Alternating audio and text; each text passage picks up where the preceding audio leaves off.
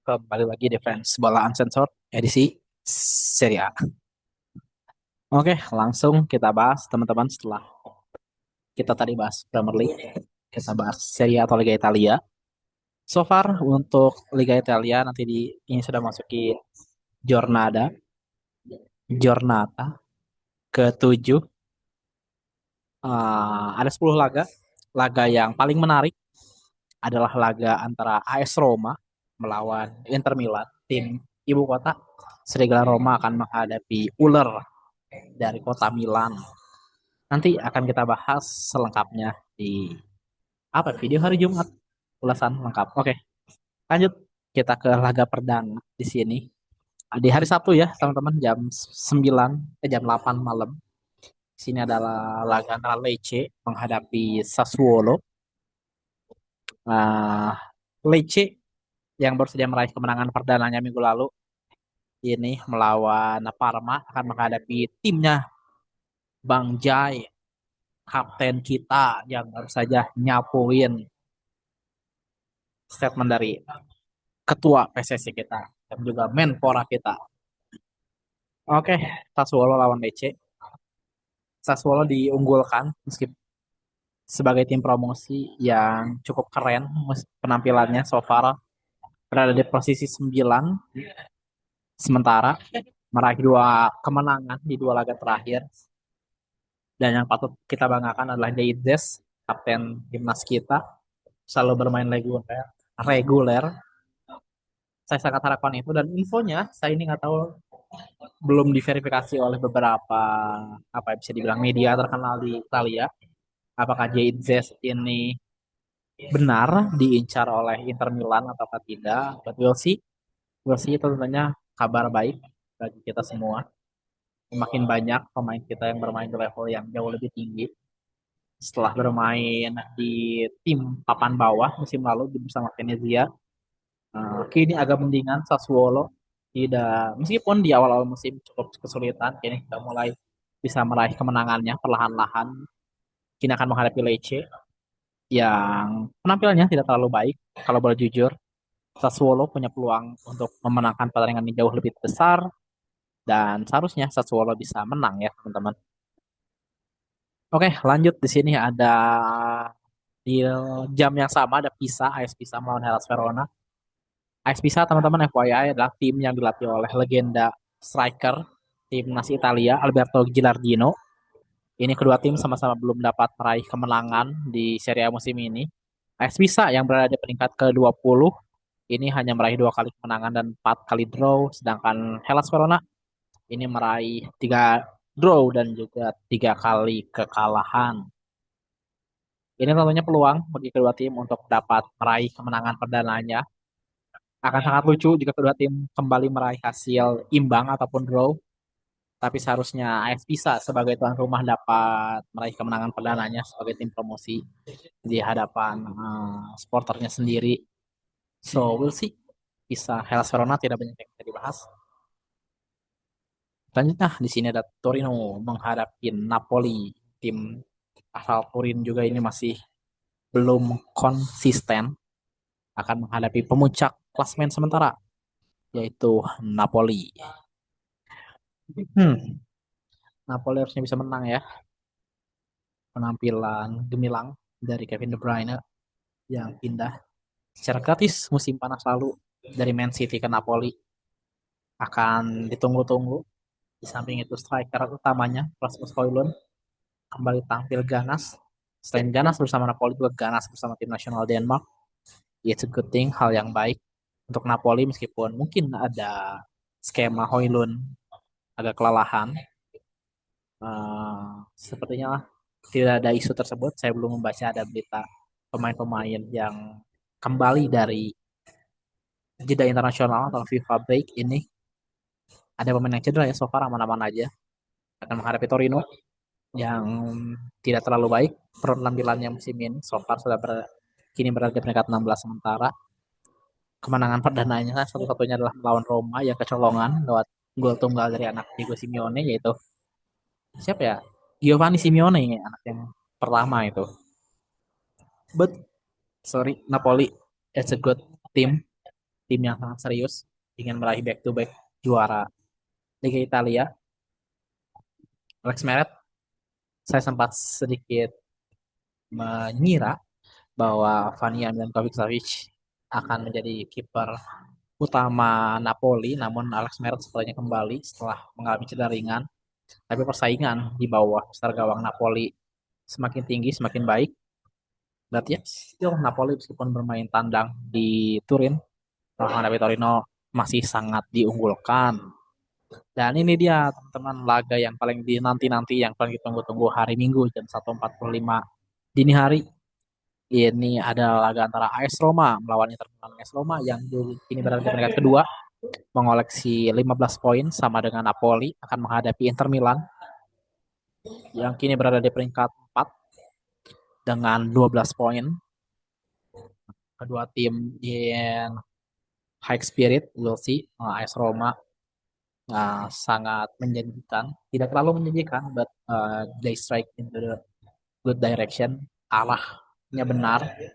Kalau kita lihat di sini, Gian Piero Gasperini punya visi yang jauh lebih luas. Setelah 9 tahun bersama Atalanta, dengan level Atalanta, with all the respect, dengan segala hormat, ini bisa membuat Atalanta cukup sering bermain di Champions League dan juga berada di papan atas minimal 4 besar. Tentunya dengan AS Roma minimal bisa sama atau lebih. Dan jika AS Roma berada di perebutan jalur gelar juara, ini akan sangat menarik ya setelah cukup lama AS Roma tidak berada di area tersebut. Kini ia atau mereka berada di jalur tersebut. Di sisi lain, Inter Milan, salah satu hal yang unik di Inter Milan musim ini adalah rotasi strikernya ya. Mereka punya 4 striker yang keren-keren. Kalau dilihat, praktis dari formasi yang mereka memainkan 3-5-2 membutuhkan 2 striker. Dan 2 striker utamanya adalah the captain, Lautaro Martinez, dan juga Marcus Thuram. But striker yang didatangkan musim panas ini, Yohan Boni, sangat bagus, sangat baik bermainnya dari Parma. Lalu juga Pio Esposito, pemain dari akademi ya, Pio Esposito ini bermain cukup baik juga, bahkan sampai dipanggil oleh tim nasional Italia. Meskipun levelnya backup di Inter Milan, saat ia diberikan kesempatan, ia bisa mencetak gol. Oh, ini ada info juga bahwa Marcus Thuram ada cedera femur nih, katanya cedera femur pada otot paha. So, kemungkinan yang akan mendampingi Lautaro masih menjadi tanda tanya antara Pio Esposito atau Yohan Boni. Saya punya feeling bahwa pelatihnya Pio Esposito akan turun menjadi tandem dari Lautaro Martinez. We'll see, we'll see. AS Roma still in a good position. Bermain di kanan sendiri di Olimpico memberikan tekanan yang luar biasa. Uh, Tifosi dari Roma masih menjadi salah satu tifosi yang cukup militan, cukup Spartan di Liga Italia. Tentunya bisa menjadi faktor ataupun untuk menjadi shock terapi lah ya kepada Inter Milan. Saya berharap jalannya pertandingan akan seru, tidak pragmatis, tidak bermain aman, jual berserangan. Sangat saya harapkan dari kedua belah tim. Dybala pun sudah bisa kembali ke skuad AS Roma. We'll see siapa yang akan menang. AS Roma lawan Inter Milan seru. Saya sih berharap Roma ya bisa menang. Inter tidak akan mudah. Inter setelah musim lalu memiliki mimpi untuk memenangkan segalanya, harus shutdown, harus tertutup, kalah di ketiga kompetisi, but Inter tetap berbahaya. Salah satu tim paling konsisten ya di Italia dalam mungkin bisa saya bilang 3 sampai 4 tahun ke belakang. Tidak dapat diremehkan. Selanjutnya, ini dia di hari Minggu jam setengah 6 sore, kabar baik untuk Bos Jarum, kepada keluarga Hartono, kepada fans Como yang suka ada di tiap acara-acara komunitas bola. Como ini akan menghadapi Juventus. Jamnya enak nih, setengah 6 sore. Bisa ditonton. Cesc Fabregas bersama anak buahnya kembali mengejutkan Serie A musim ini. Cukup baik musim ini. Baru kalah sekali dengan catatan 2 kali kemenangan dan 3 kali draw. Di Kopas tentunya ini masih menjadi andalan dari Como beserta Jesus Rodriguez sayap kiri dari yang didatangkan dari Real Betis. So good, so good. Nico Pas tentunya ya yang jadi perhatian para skena persepak bolaan di seluruh dunia. Saya lupa ini beberapa klausul yang bisa dibeli atau oleh Real Madrid, entah 10 atau 20 juta euro, pokoknya amat sangat murah jika ia ingin membeli kembali nih Kopas pada musim panas musim depan 2026. Namun infonya Como akan melakukan resturuk restruktur, pokoknya akan melakukan tinjauan ulang terhadap kontrak dari ini Kopas, berharap jikapun nanti ini Kopas akan kembali ke Real Madrid atau ke klub lain, klausul ataupun kompensasi yang dibayarkan bisa lebih besar dibandingkan kontrak yang sebelumnya. Lihat forma Nikopas yang sangat baik di Como FC. Kalau tidak salah sudah mengoleksi 5 man of the match. Menjadi pemain yang paling berpengaruh, paling dibutuhkan oleh Como FC. Akan menghadapi Juventus, tim yang belum pernah kalah. Namun, di tiga laga terakhir selalu meraih hasil draw. Dan hasil draw-nya pun ini adalah melawan tim yang sebenarnya bisa mereka kalahkan ya. Yang pertama adalah Hellas Verona, lalu Atalanta kemarin memang agak sulit dan AC Milan. Terutama saat melawan Hellas Verona, seharusnya Juventus bisa menang. Ya oke Atalanta lawan Milan, so-so lah. Hasilnya pun cukup imbang ya, terbukti bahwa Juventus masih memainkan sepak bola pragmatis di bawah Igor Tudor. Ciri khas dari Italia masih berada di darah Juventus. Salah satu hal yang disoroti kemarin adalah Di Gregorio. Namun kini sudah mulai berbaik, tidak terlalu banyak kebobolan. Kenan Yildiz masih menjadi andalan striker utamanya, masih belum terlihat. Ada Lois Openda, lalu juga ada Jonathan David serta Dusan Vlahovic masih belum dapat menunjukkan ketajamannya musim ini. Belum bisa menjadi mesin gol dari Juventus. So far kalau kita lihat perayaan cetak gol terbanyak ini, yes, copot guys. Tidak ada nama dari pemain Juventus. So far ada Christian Pulisic 4 gol dengan Ricardo Orsolini, Nico Pas, Matias Sule, dan Lautaro Martinez. Dia peringkat kedua dengan 3 gol. So, Como lawan Juventus, Juventus tentunya diunggulkan. Como ini bisa mengejutkan. Saya sih berharap Como bisa menang, akan memberikan kekalahan pertama bagi Juventus. Tapi ya kita lihat apakah Cesc Fabregas mampu meracik strategi terbaik untuk mengalahkan La Spezia Signora di Como. Oke, selanjutnya di hari Minggu jam 8 adalah laga antara Cagliari melawan Bolonya. Bolonya mulai kembali tampil baik di bawah siapa ya, Pioli ya pelatih Bolonya sekarang, kita lihat lupa guys. Pioli deh kalau nggak salah, Stefano Pioli, mantan pelatih Milan yang membawa Scudetto. We'll see, kalau salah mohon dikoreksi, semoga tidak salah. Oh, Vincenzo Italiano ya, mantan pelatih dari Fiorentina. Sorry, Vincenzo Italiano cukup baik setelah Bolonya kehilangan Thiago Motta, dan Thiago Motta tidak terlalu berhasil di Juventus. Ini Bolonya mendapatkan pelatih yang cocok, yang klop, Vincenzo Italiano. Kedatangan dua pemain gaek lah. Ada Ciro Immobile yang sempat bermain di Liga Turki dan juga Federico Bernardeschi ya yang bermain di Toronto FC untuk apa ya, Toronto Toronto deh kalau nggak salah, Toronto ya, pokoknya mereka kembali akan menghadapi Cagliari yang didera badai cedera juga. Di sini total ada 1 2 3 4 5 6 7 ada 7 pemain dari Cagliari yang cedera, cukup sulit. Cagliari pun tidak terlalu konsisten penampilannya musim ini. Bolonya cukup diunggulkan di laga kali ini melawan Cagliari yang didera badai cedera. Selanjutnya ini ada laga antara Genoa, tim yang salah satu tim di Liga Italia yang belum pernah meraih kemenangan, tim asuhan dari Legend Arsenal, Patrick Vieira akan menghadapi Parma. Ini juga hasil dari didikan Arsenal, Carlos Cuesta, the manager, mantan asisten dari Mikel Arteta, masih muda, 30 tahun, akan menghadapi Genoa yang kesulitan untuk menang. Genoa harusnya bisa meraih kemenangan. Ini membuka momentum melawan Parma yang di atas kertas tidak terlalu kuat sebenarnya. Dari segi kedalaman skuad, dari permainan pun tidak terlalu meyakinkan. Saya sempat menonton Parma sekali. Waktu itu lawan apa ya? Menang waktu itu Parma. Lawan Torino 2-1. disiarin juga waktu itu di Bein Sports di TV Champion 3 gratis jadi bisa nonton. But still ya Parma tidak terlalu menjanjikan dari segi permainan. Menghadapi Genoa yang sama-sama juga tidak menjanjikan keindahan, kepastian saat bermain. Patrick Vieira tentunya butuh kemenangan untuk dapat bertahan di kursi kepatihan dari Genoa musim ini. Oke, selanjutnya ada Atalanta menghadapi Lazio jam 11 malam hari Minggu. Atalanta yang belum terkalahkan juga namun seringnya draw, hanya meraih dua kemenangan, sisanya berapa ya? 1, 2, 3, 4,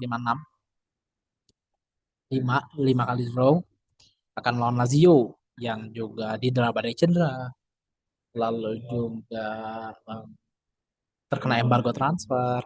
Mauricio Sarri cukup pusing dengan keadaan ini. So far pemain yang cedera pun salah satu pemain inti Mattia Zaccagni, ada Nicolo Rovella, Tati Castellanos. Cukup sulit. Atalanta di atas kertas diunggulkan.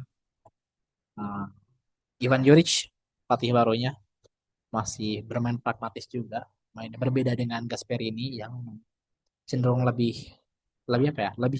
Lebih seru lah dibandingkan Ivan Juric. Ivan Juric cenderung lebih aman.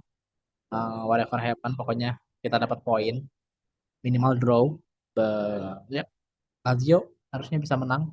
Lazio lagi pincang, kondisinya tidak ideal, dapat bersaing di Liga Italia musim ini. Saya bilang banyak masalah yang harus segera diselesaikan oleh Lazio, dan talenta punya segalanya untuk dapat menang di pertandingan nanti malam. Di sisi lain, teman-teman, AC Milan yang sempat ke puncak klasemen harus draw kemarin lawan Juventus dan kini akan menghadapi Fiorentina yang juga belum pernah menang, guys. Fiorentina belum pernah menang di Liga Italia musim ini, 3 kali menang, 3 kali kalah, 3 kali draw. Di sisi lain AC Milan sempat kecolongan lewat nggak kecolongan karena kalah lawan tim Indonesia aja. Lawan Cremonese di matchday pertama kalah 2-1, namun selebihnya Milan tampil keren, menang di 4 laga dan di laga terakhir draw 0-0 ya lawan Juventus. Namun sayangnya banyak pemain yang cedera, harga cukup mahal seperti top scorer mereka Christian Pulisic harus mengalami cedera paha di sini, dan pemain kesayangan dari Massimiliano Allegri, yang Rabiot pun cedera betis. Pervis Estupiñán juga cedera ankle di sini setelah Alexis Saelemaekers cedera otot. Banyak pemain yang cedera di AC Milan. Tentunya jika polisi cedera kemungkinan akan diganti oleh Rafael Leao dan Rabiot di lini tengah. Mungkin Samuel Ricci ya akan turun bersama dengan Luka Modric dan juga Seko Fofana. Milan harusnya bisa menang lawan Fiorentina, terlebih lagi striker utamanya Moise Kean ini cedera, meskipun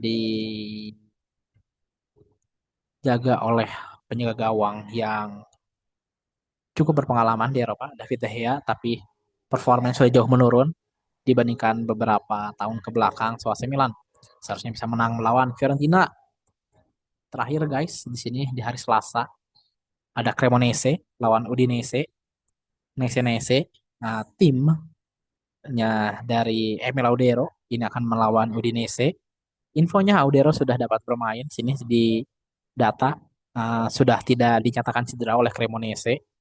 Apakah ia bisa main sejak menit awal atau akan tetap memainkan Silvestri yang menjadi backup goalkeeper di dua pertandingan terakhir, yaitu lawan Como dan juga lawan Inter Milan ya yang dibantai 4-1, akan menghadapi Udinese yang juga sempat meyakinkan di awal musim, namun ya jadi sosok juga sih setelah kalah dari Milan dan juga kalah lawan Sassuolo.